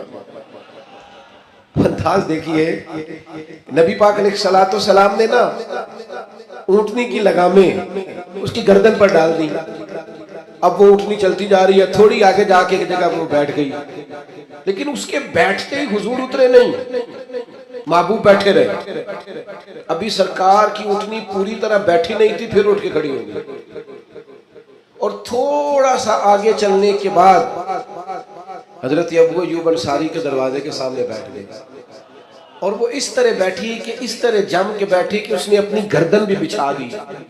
جب اطمینان سے اونٹنی بیٹھ گئی، نبی کریم اترے، جناب ابو ایوب انصاری رضی اللہ تعالیٰ عنہ کے گھر میں جلوہ فراز ہوئے.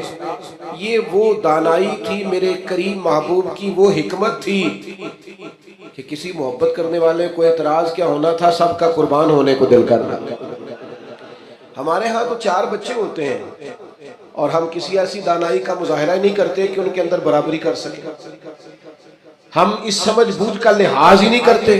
ہمارے ایک استاد تھے تو وہ اکثر کہا کرتے تھے، جن کو پڑھانے کی ڈیوٹی لگاتے ان سے کہا کرتے تھے کسی طالب علم سے چڑھنا جانا، اسکول کے، کالج کے، مدرسے کے کسی بچے سے چڑھنا جانا. تم اگر کسی سے چڑھ گئے تو اس کا مستقبل خراب ہو جائے، اس لیے کہ تم ذاتی اناد پال لو گے. بچہ بڑا لائق ہے لیکن تمہارا فرما بردار نہیں، تم چڑھ گئے ہو، تم بات بات پہ ڈانٹتے ہو، بالآخر وہ ساری تباہی ہو گئی، بدگمان ہو گیا.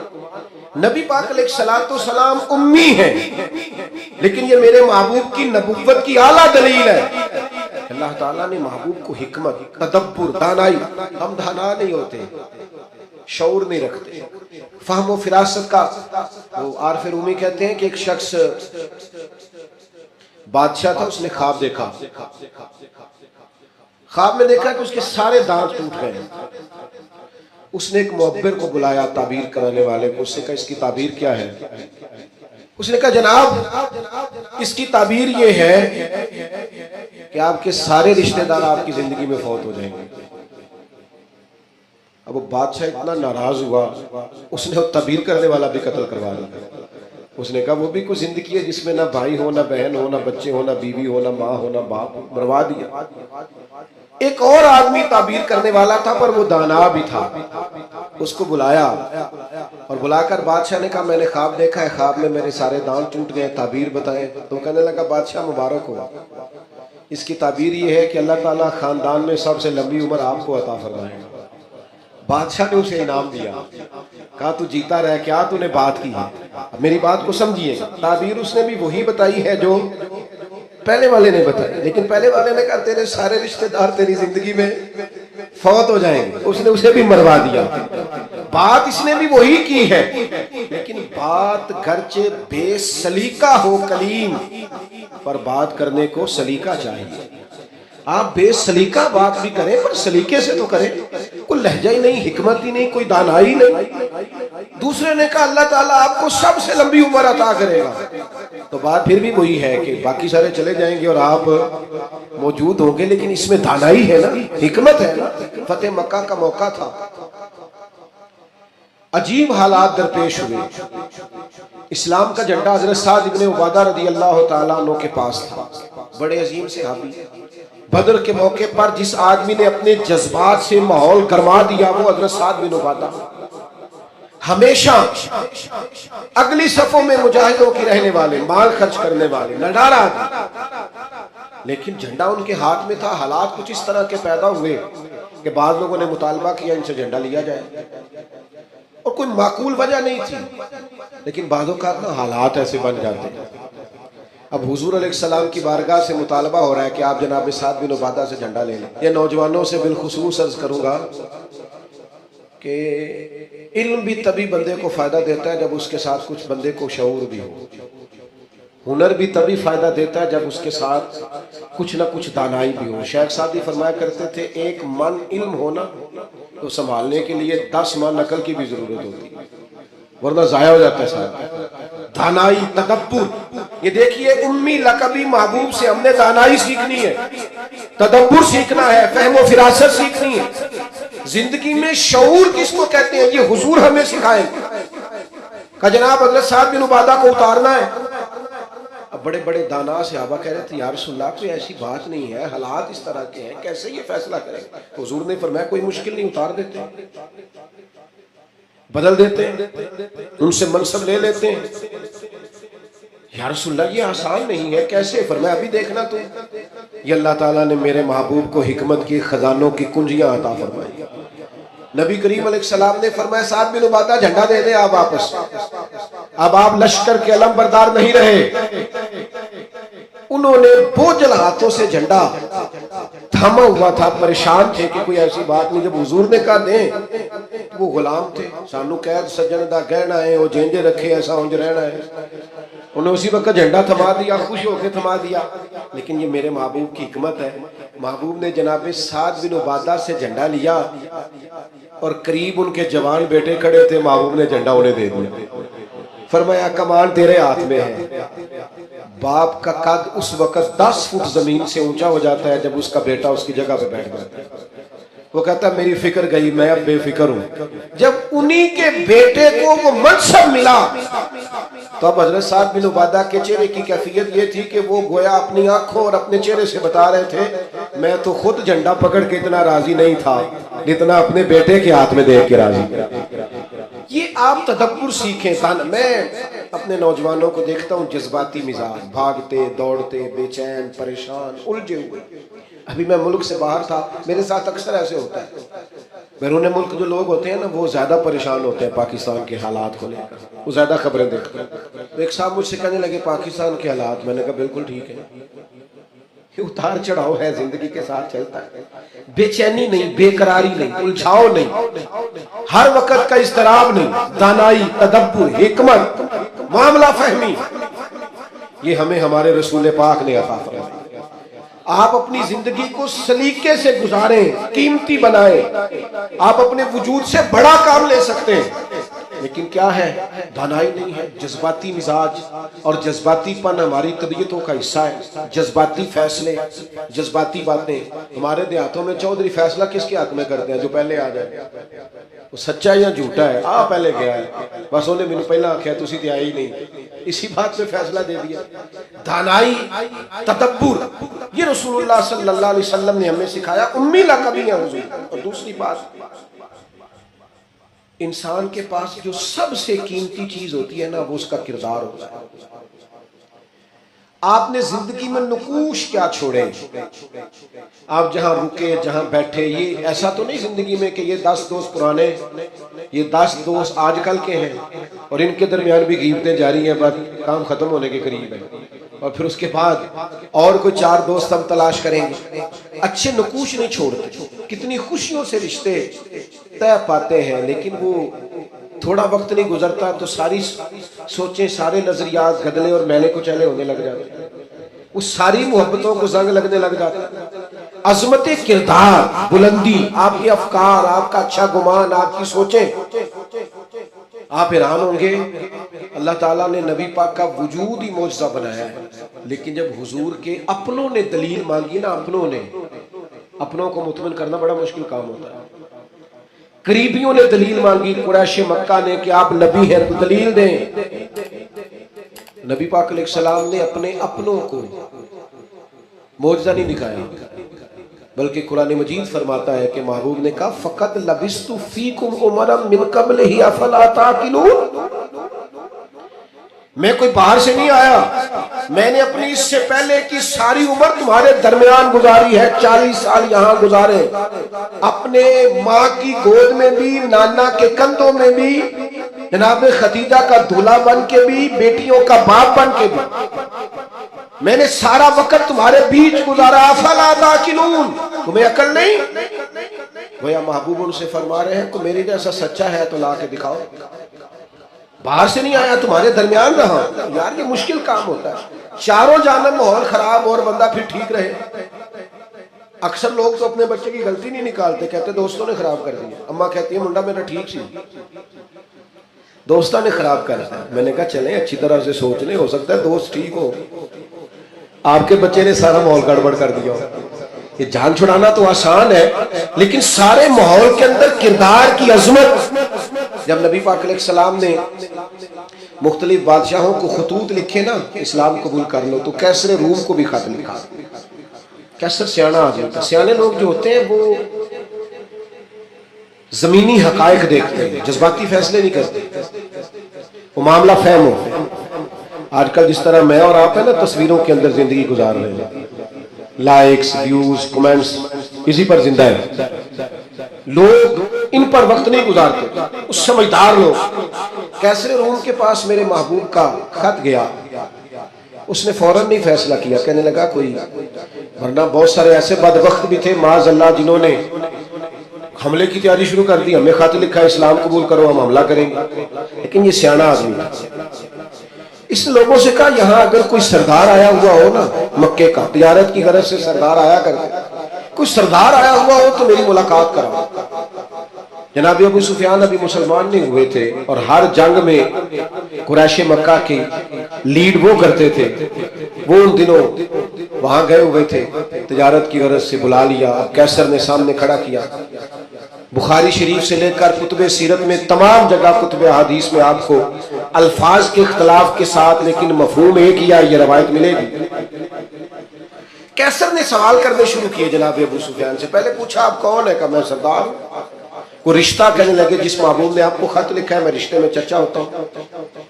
کہنے لگے بتائیے اس محبوب نے دعویٰ نبوت کیا ہے، ان کے خاندان میں ماضی قریب میں کسی اور نے بھی کیا ہے؟ کہا نہیں.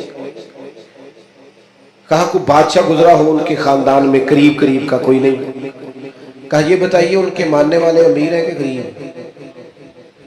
تو ابو سفیان کہنے لگا ماڑے بندے، ماڑے بندے. میں آپ مجھ سے ناراض نہ ہوئیے گا لیکن محفل میلاد میں بھی ماڑے بندے آتے ہیں. سیاسی سماجی لوگ بھی آتے ہیں کسی سے ادھاری ٹوپی لے کے. ان کا خیال ہوتا ہے چلو میلاد کی محفل کی بھی قیادت جلدی سے ہم لے لیں، جلوس بھی جلدی سے قبضہ کر لیں، کل کوئی لوگوں کے پاس بھی جانا ہے الیکشن کے دنوں. لیکن غریب لوگ. پر ہمارا حال یہ ہوتا ہے کہ جس کو 35 سال ہو گئے فجر کی اذان پڑھتے وہ بیچارہ میلاد کی محفل کی بھی صدارت نہیں کر سکتا. وہاں بھی جن کے ہاتھوں میں نوٹوں کی دتیاں اچھی ہوں ان کی سیٹیں اگلی ہوتی. یہ ذوق ٹھیک نہیں. یہ اس محفل کے وقار کے حق میں نہیں. یہ بڑی بلند و بالا محفل، اس کا معیار اور ہونا چاہیے. پوچھا سردار نے ابو سفیان بتائیے ماننے والے کون ہیں؟ کہ غریب. میں یہ بتاؤ تمہاری کبھی ان سے جنگ بھی ہوئی ہے؟ کہ ہوئی ہے. کہ نتیجہ کیا نکلا؟ کہ کبھی ہم فتح یاب ہوئے کبھی وہ. کہنے لگا اچھا یہ بتائیں ان کے ماننے والے گھٹ رہے ہیں بڑھ رہے ہیں؟ ابو سفیان کہنے لگا جی بڑھ تو روز بروز رہے ہیں اور نتیجہ خیز ہو رہی ہے دعوت. اس نے کہا اچھا یہ بتائیں جنہوں نے دعویٰ نبوت کیا ہے کیا کبھی انہوں نے جھوٹ بھی بولا ہے؟ ابو سفیان کہتے ہیں کہ میں ایک منٹ کے لیے سوچ میں مخالف تھا نا، مخالف رائے دے رہا، لیکن میرے دل کے اندر سے آواز آئی معاذ اللہ میں انہیں جادوگر کہوں، شاعر کہوں، ساحر کہوں تو شاید کوئی شخص میری بات پر توجہ دے، پر نبی پاک نے جھوٹ بولا یہ تو مانے گا ہی کوئی نہیں. کہتے ہیں میں نے کہا بات بالکل سچی کرنی ہے. وہ میرے سامنے پیدا ہوئے، سامنے جوان ہوئے، سامنے ان کے بال سفید ہوئے، پر اس محبوب کی زبان سے جو بھی نکلتا ہے حق اور سچ نکلتا ہے. میں کیسے آپ کو یہ بات عرض کروں کہ بغیر وجہ کے لوگ جھوٹ بولتے ہیں، ان کا کوئی فائدہ نہیں، کوئی دنیاوی نفع بھی نہیں. جان بوجھ کے ڈینگے مارتے ہیں، بڑھ کے کوئی لینا دینا ہی نہیں، بلا وجہ جھوٹ. یہ انسان کے کردار کو داغدار کر دیتا ہے. دنیا کے کسی بڑے تاجر پر ہاتھ رکھیے، بڑے سے بڑے بزنس مین پر، اس سے پوچھئے کہ تمہاری بزنس میں کامیابی کی وجہ کیا بنی؟ انویسٹمنٹ زیادہ کی تھی، پڑھے لکھے زیادہ تھے. آپ کو ہر بزنس مین کہے گا صرف اللہ نے میرا مارکیٹ میں اعتبار بنا دیا. جس کا اعتبار مارکیٹ میں اچھا ہوتا ہے لوگ کہتے ہیں بندہ ٹھیک ہے، سچ بولتا ہے، اس کا کاروبار چلتا ہے. کبھی جھوٹ اور بددیانتی اور فریب سے بھی قومیں آگے بڑھی. ابو سفیان کہتے ہیں مجھ سے پوچھا، ایک سوال یہ بھی تھا ان سوالوں میں کہ خاندان کیسا ہے؟ تو میں نے کہا خاندان تو قریشی اور ہاشمی ہے. आला खानदान महबूब का। तो कहते हैं मैंने कहा बादशाह को नतीजा ही दे, इतने तूने सवाल किए। तो कहने लगा नतीजा तो निकल आया है। तुमने कहा मानने वाले गरीब लोग हैं, तो नबियों पर हमेशा पहले गरीब लोग ही मान लाते हैं। तुमने कहा मानने वाले बढ़ रहे हैं, तो ये उनकी सदाकत की दलील है कि हर रोज दावत और पैगाम और मानने वाले बढ़ रहे हैं। तुमने कहा वो आला नस्ब है, तो नबी अल्लाह हमेशा ऊंचे खानदानों में भेजा करता है। तुमने कहा उन्होंने कभी झूठ नहीं बोला, तो सरदार सच बताना, जो बंदा बंदों से झूठ नहीं बोलता वो ये झूठ क्यों बोलेगा कि मैं अल्लाह का रसूल बन गया। नतीजा तो निकल आया। असीर दुश्मन की चाह में भी, मुखालिफों की निगाह में भी वो अमी है, सादिक है, मोतबर है, मेरा पैगंबर अजीम।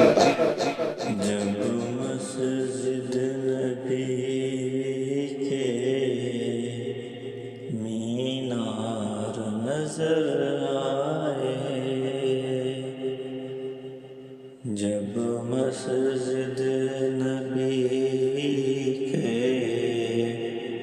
मीनार नजर आए, अल्लाह की रहमत के आसार नजर आए, मंजूर बयां कैसे अल्फाज नहीं मिलते, जिस वक्त मोहम्मद का दरबार नजर आए, बस याद रहा इतना सीने से लगी जाली, बस याद रहा इतना सीने से लगी जाली, फिर याद नहीं क्या क्या अनवार नजर आया, दुख दर्द के मारों को गम याद नहीं रहते, दुख दर्द के मारों को गम याद नहीं रहते, जब सामने आँखों के गमख्वार नजर आए, मक्के की फिजाओं में तैबा की हवाओं में, हमने तो जिधर देखा सरकार नजर आए। डूब जाते हैं जब आप हया के अंदर सिमट जाते हैं, जब आप चादर के अंदर आ जाते हैं, तो आप बहुत सारी जगहों पे आसानी महसूस करते हैं। तो हया तो आपको सुकून देती है, हया तो दिल को राहत देती है। मैं बड़ी जिम्मेदारी से बात अर्ज करता हूँ, कुरान मजीद ने ना एक मकाम पे मजाक को, एक मजा होता है खुशतबी, वो नहीं मजाक उड़ाना। कुरान पाक ने ना मजाक को एक जगह पे जाहिलों का तरीका भी करार दिया। बनी इसराइल के लोगों से हजरत मूसा ने कहा कि गाय ज़िबा करो और एक टुकड़ा मकतूल को मारो, जिंदा होके खुद बता देगा मुझे किस बंदे ने कत्ल किया। तो कहने लगे आप हमारे साथ मजाक कर रहे हैं।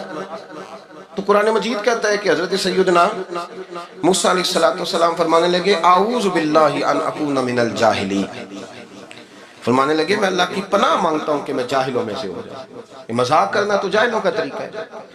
अगर आपकी जुबान से बेहयाई का जुमला निकल गया, अगर आपकी जुबान से बेहयाई का जुमला निकल गया, आपने कह दिया कि हम आजाद लोग हैं, जो मर्जी करेंगे, जो मर्जी कहेंगे, जो हमारा दिल में आएगा करेंगे, तो फिर तो लोग आपका वो अशर करेंगे कि आपसे बर्दाश्त ही नहीं होगा।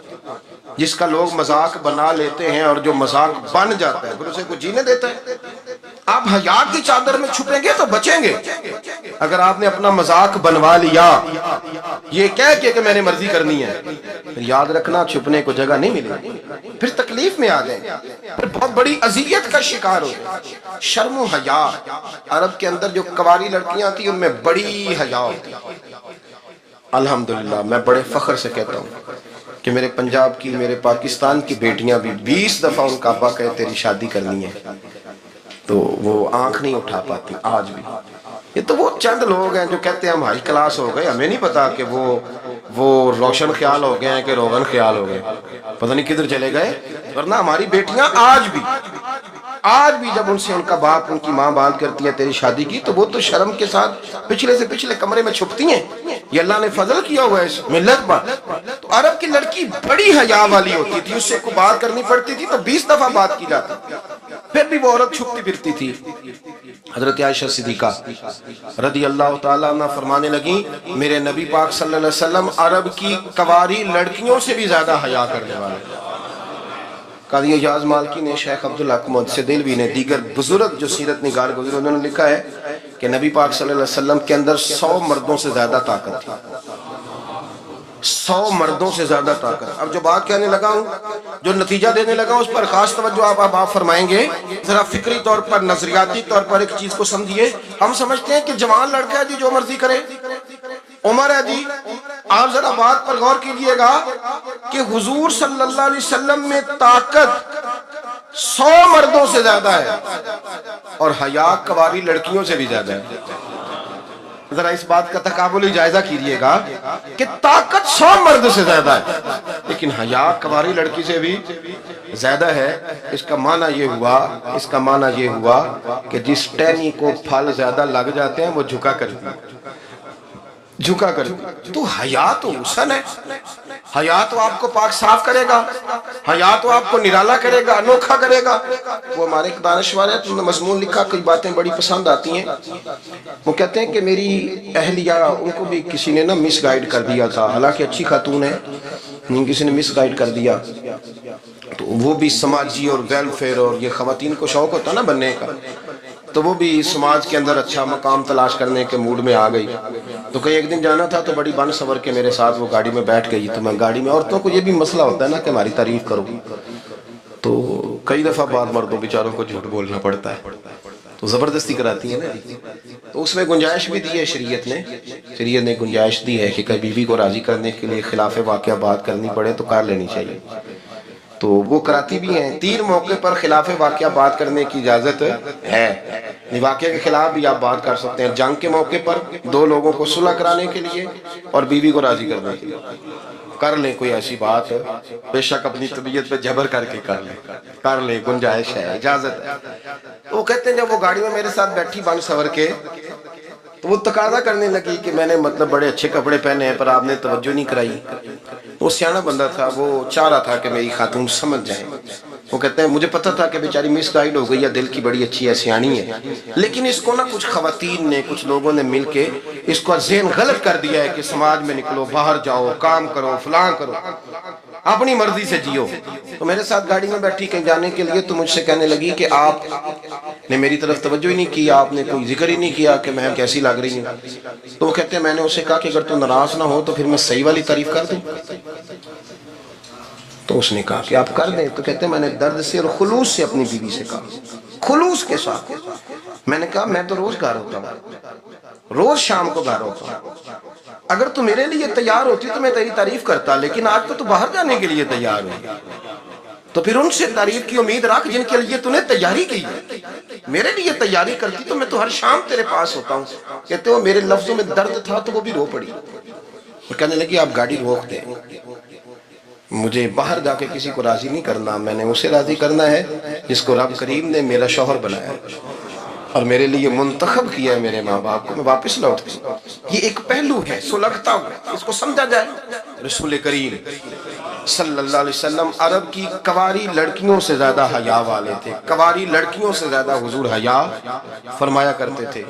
جب خانہ کعبہ کی مکہ شریف میں تعمیر ہو رہی تھی نا، اہل عرب اس کو تعمیر کر رہے تھے تو نبی پاک صلی اللہ علیہ وسلم اپنے چچا حضرت عباس کے ساتھ خانہ کعبہ کی تعریف میں مصروف تھے. تو عرب کے لوگ چونکہ لمبا کرتا پہنتے تھے پیروں تک، تو نیچے اگر کسی وقت کوئی چیز نہیں بھی ہوتی تھی تو کسی کو وہ نظر نہیں آتی تھی، چونکہ پردہ رہتا تھا، لمبا کرتا پہنا ہوا ہوتا تھا. تو جب بچے، سرکار کی عمر مبارک بھی ابھی تھوڑی تھی، تو اس طرح بچے جب نکلتے تو وہ کئی دفعہ اپنی تہمت اتار دیتے نیچے سے، اور کوئی مزدوری کرنے لگتے تو 3-4 طے کر کے نا تہمت کی کندھے پہ رکھ لیتے. جس طرح کبھی دیہاتوں میں لوگ کپڑا سر پہ رکھتے تھے کہ اوپر اگر کوئی وزنی چیز رکھیں گے تو وہ تکلیف نہیں دے گی. نبی پاک صلی اللہ علیہ وسلم بھی سب لوگوں کے ساتھ خانہ کعبہ کی تعمیر میں شامل تھے. تو حضرت عباس رضی اللہ تعالیٰ عنہ نے کہا حضور سے، ابھی اللہ نے نبوت بھی نہیں فرمایا تھا، بھتیجے آپ بھی تہمت اتاریے، یہ صحیح مسلم میں حدیث موجود، اور اس کو کندھے پہ رکھ لیجیے، آپ اینٹیں اٹھا اٹھا کے لا رہے ہیں تو ذرا آپ کو تکلیف نہیں ہوگی.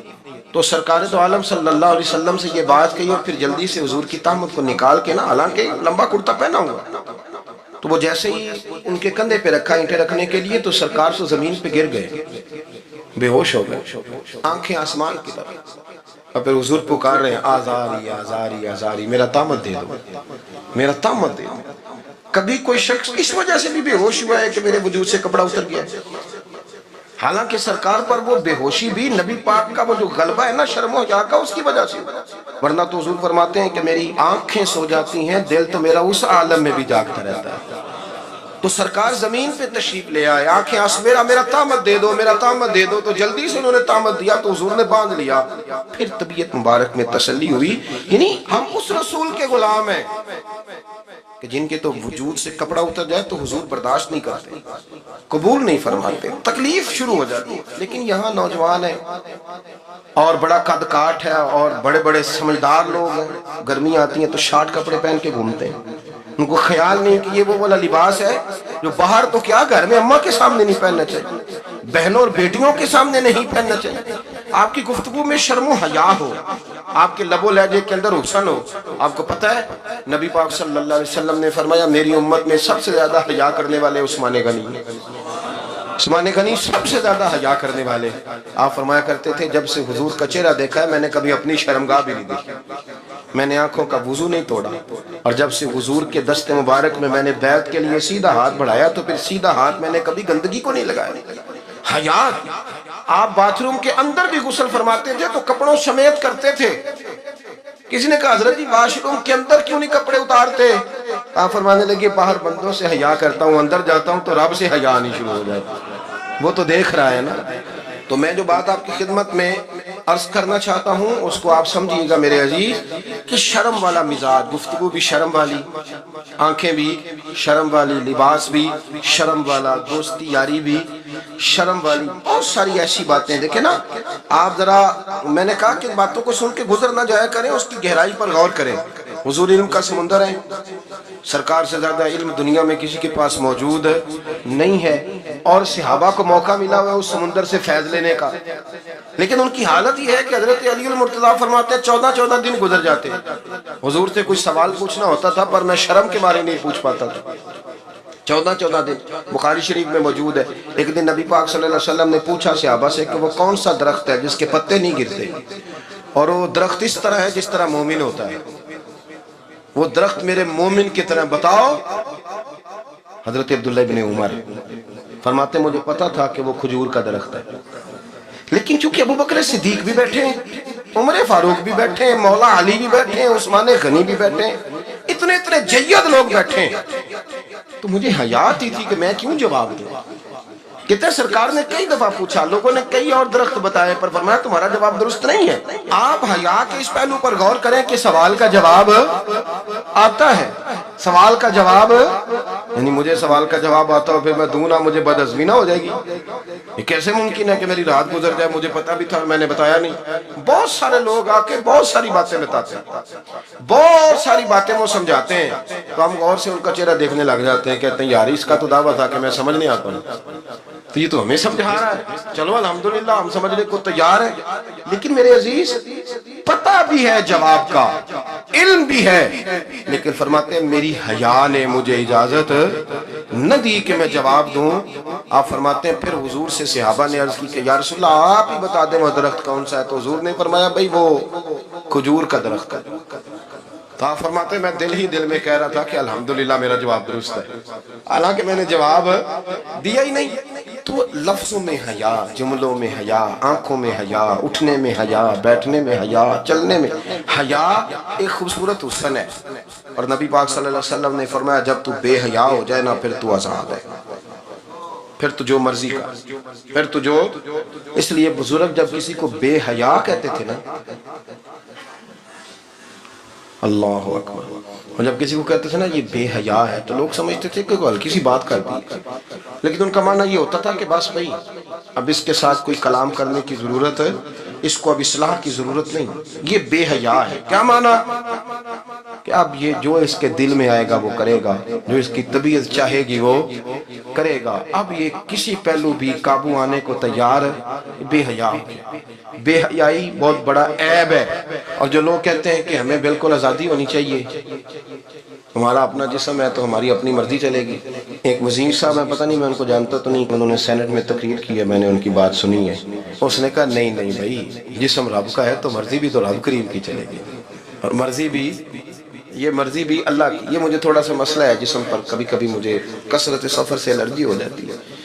میرے ساتھ لوگ نا دل سے پیار کرتے ہیں، شاید ہی کوئی اچھا ڈاکٹر ہو جس تک میرے سنگی مجھے لے کے نہ گئے، پر جسم اللہ کا ہے نا، مرضی بھی جب وہ چاہے گا صحت دے گا۔ کیوں کچے کاموں میں لوگ پڑ گئے، کیوں غلط لوگ سوچ میں پڑ جاتے ہیں، یہ اسی کا ہے، اور جب وہ چاہے گا۔ آپ اس بات کو اچھی طریقے سے سمجھ لیں کہ جو اپنی مرضی چوکوں چوراہوں میں کر رہے ہوتے ہیں نا، جو مرضی گاندمند، وہ جانور ہوتے ہیں، وہ جانور ہوتے ہیں، جو نہ چوک دیکھتے ہیں نہ گلی دیکھتے ہیں، نہ انہیں پتہ ہوتا ہے کہ جگہ کون سی ہے، وہ انسان ہے۔ میں نے کہہ دیا جو میں نے کہنا تھا، میں نے کہہ دیا، وہ جانور ہوتے ہیں۔ اور جو کچھ انسان ہوتے ہیں نا، ان کے اندر کچھ نہ کچھ پھر شرم حیا بھی ہوتی ہے، وہ چوکوں چوراہوں میں وہ حرکتیں اور وہ کام نہیں کرتے جو جانور کرتے ہیں۔ ان کے لیے بڑے پردے ہوتے ہیں، ان کے لیے بڑی باتیں ہوتی ہیں، ان کے لیے بڑا کچھ ہوتا ہے۔ جو بالکل آزاد ہو جائے، کوئی پتہ نہ ہو کس وقت کیا کہنا ہے کیا کرنا ہے، تو پھر وہ دائرہ انسانیت سے خارج ہو جاتا ہے۔ ہم آپ کو کیا دعوت دیں، آپ تو وہ باتیں کر رہے ہیں جو اسلام کا انسانیت کے حق میں بھی ٹھیک نہیں، آپ تو وہ والی باتیں کر رہے ہیں جن کا انسانیت بھی تقاضا نہیں کرتی کہ یہ باتیں ہونی چاہیے۔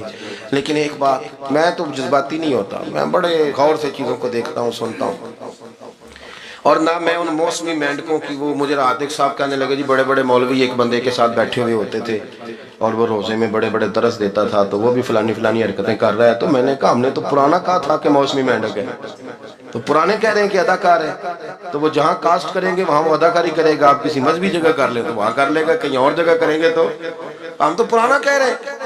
تو کسی کو کبھی سمجھ آتی ہے تو کسی کو کبھی اور جگہ جا کے سمجھ آتی ہے۔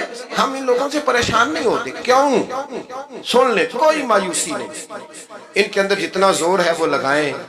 یہ ملک بنا ہے رسول اللہ کے نام پہ، یہ اللہ نے تحفہ دیا ہے امت مسلمہ کو، یہ نبی پاک کے نام پہ بنا ہے، تو یہاں جھنڈا بھی وہی والا بلند ہونا ہے جو مدینے والے رسول کا جھنڈا ہے، اور یہاں وہی کام چلے گا جو نبی پاک نے بیان فرمایا۔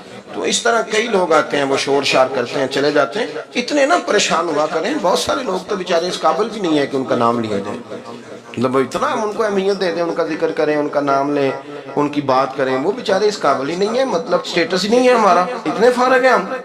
جب جو بندہ آئے گا کہانی چھڑے گا تو ہم چھڑ جائیں گے، اور بھائی اللہ کا فضل ہے الحمدللہ تعالی، لوگوں نے بڑا شور کیا، اور بڑے زمانے سے دنیا شور کر رہی ہے، اور اللہ کے گھر مسجدیں بھری ہوئی ہیں، مسجدیں بھری ہوئی ہیں، ہماری بیٹیاں پردے کرتی ہیں، پردے کو پسند کرتی ہیں، وہ حجاب میں رہتی ہیں، وہ سمجھتی ہیں کہ ہمارا اصل حسن کیا ہے۔